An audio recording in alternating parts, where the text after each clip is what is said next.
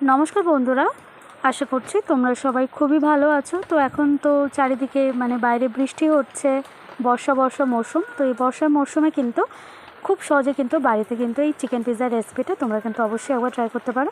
তো রেসিপিটা পুরো দেখার জন্য অনেক অনেক রিকোয়েস্ট রইলো তোমাদের। এখানে দেখো আমি 100 ml দুধ নিয়েছি, এখানে গরুর দুধ আছে। গরুর দুধটা একদম ফুটিয়ে নিয়েছি, টকবক করে ফুটিয়ে নিয়েছি। এবার আমি এর মধ্যে দিয়ে দিলাম 1 টেবিল চামচের মতো ইস্টটা দিয়ে দেওয়ার পর এর মধ্যে দিয়ে দিচ্ছি চিনি, আর দিয়ে দেবো সামান্য একটু পরিমাণ লবণ। দিয়ে আমি দুধটাকে আবারও একটু গুলে নেব। তোমাদের কাছে যদি পাউডার সুগার থাকে গুঁড়ো চিনি, তাহলে কিন্তু অবশ্যই গুঁড়ো চিনিটা দিয়ে দেবে, তাহলে আর অসুবিধা হবে না। একটু গুলে গেছে চিনিটা। এবার আমি এর মধ্যে অল্প অল্প করে ময়দা দিয়ে একটা ডো বানিয়ে নেব। তো পিৎজার ডো কিন্তু খুব একটা শক্ত হয় না, একটু নরম নরম টাইপের হয়। আর হাতে একটু তেল লাগিয়ে বেশ 10 মিনিট ধরে মেখে নিয়েছি আমি এই পিৎজার ডোটা। আর এবার আমি এটাকে ঢাকা দিয়ে রেখে দিয়েছি প্রায় আধা ঘন্টা মতো। আর এদিকে দেখো, এখানে কড়াইয়ের মধ্যে একদম লোতে করে দিয়ে আমি একটা কড়াই বসিয়ে দিয়েছি। কড়াইটা আমি হিট করে নিচ্ছি, ফুল হিট করে নিচ্ছি। আর এদিকে দেখো আমি 200 গ্রাম চিকেন নিয়েছি। এখানে বোনলেস চিকেন আছে আর ছোটো ছোটো টুকরো করে কাটা আছে। এবার আমি এর মধ্যে একটু টমেটো বাটা দিয়ে দিলাম, আদা বাটা টমেটো, আর দিয়ে দিলাম 1 টেবিল চামচের মতো আদা রসুন বাটা। দিয়ে দিলাম পরিমাণ মতো লবণ। দিয়ে দিচ্ছি রেড চিলি পাউডার, এখানে ঝালের জন্য এই লঙ্কার গুঁড়োটা ব্যবহার করছি। আর এবার আমি এর মধ্যে দিয়ে দিলাম একটু জিরার গুঁড়ো।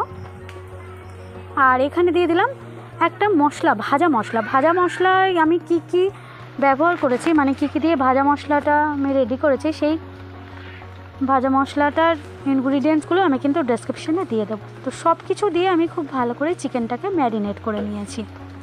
এবার আমি চিকেনটাকে কড়াইয়ের মধ্যে কষিয়ে নেব।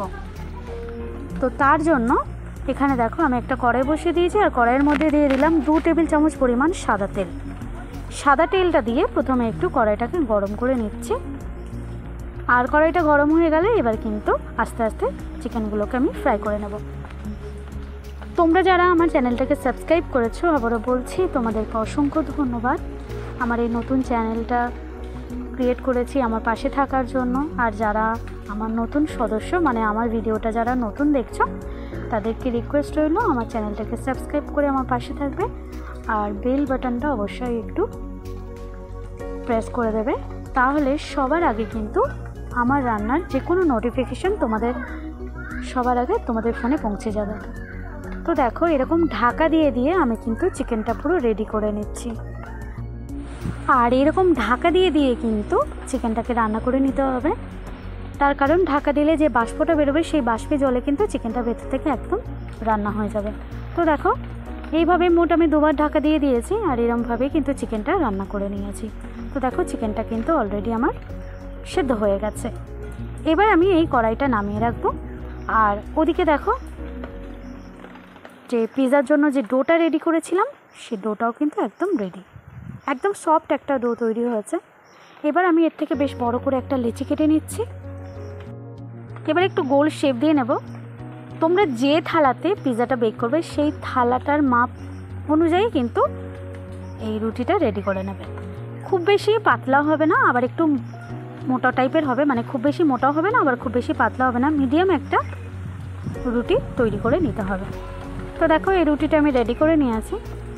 আর এবার এই থালাতে একটুখানি তেল দিয়ে দিয়েছি, যাতে না পিৎজাটা যখন আমি বেক করে নেব, যাতে না এটা চিপকে যায় থালার সাথে।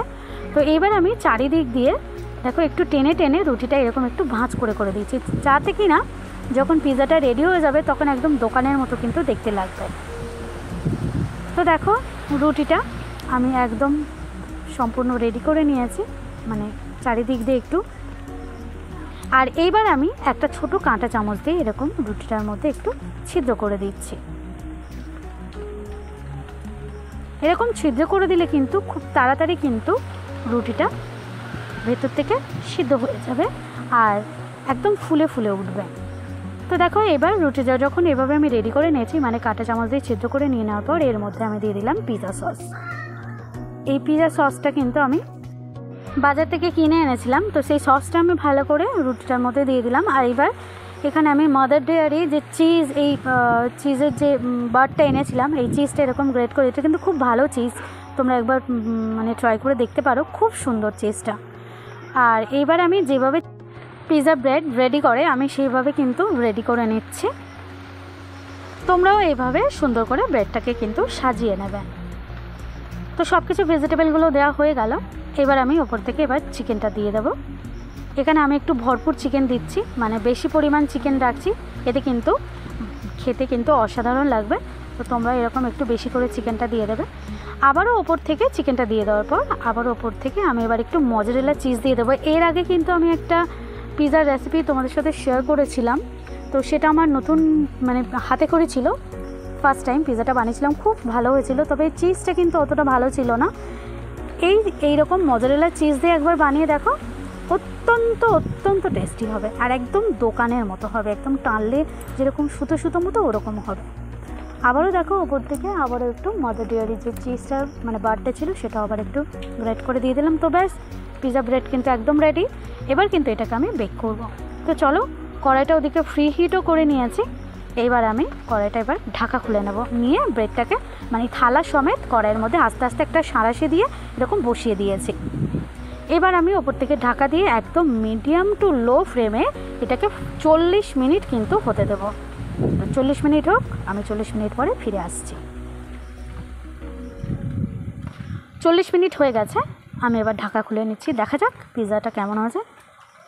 তো দেখতে পাচ্ছ পিৎজাটা ঠিক কতটা ডেলিশিয়াস হতে পারে, মানে কতটা টেস্টি হতে পারে। আর দেখো এরকম চিজটা কিন্তু এখনও টকবক করে ফুটছে। তো গ্যাসটা অফ করে আমি আরও 10 মিনিট রেখে দিয়েছিলাম ওভেনের মধ্যে, মানে কড়াইয়ের মধ্যে, ওভেনের উপরে। আর এইবার এটাকে আমি রেডি করে নিয়েছি, এবার এটাকে আমি সার্ভ করব। তো ব্যাস, তৈরি হয়ে গেল ডেলিশিয়াস এই চিকেন পিৎজার রেসিপিটা। আশা করছি রেসিপিটা তোমাদের সবার খুব ভালো লাগবে। আর একদম কাছ থেকে দেখাচ্ছি, দেখো কতটা টেস্টি হতে পারে। এখন গরম আছে, আমি সেই জন্য একটু কেটে দেখাতে পারলাম না। তো ব্যাস, তৈরি করে নিলাম এইভাবে খুব ইজি চিকেন পিৎজার এই রেসিপিটা। চলো আজ এই পর্যন্তই, কিন্তু আবারও দেখা হবে এরকম আরও অনেক সুন্দর সুন্দর রেসিপি নিয়ে তোমাদের সামনে আবারও আমি হাজির হব। তো ততক্ষণ অবধি তোমরা দেখতে থাকো দীপিকার রান্নাঘর। চলো, সবাইকে টাটা।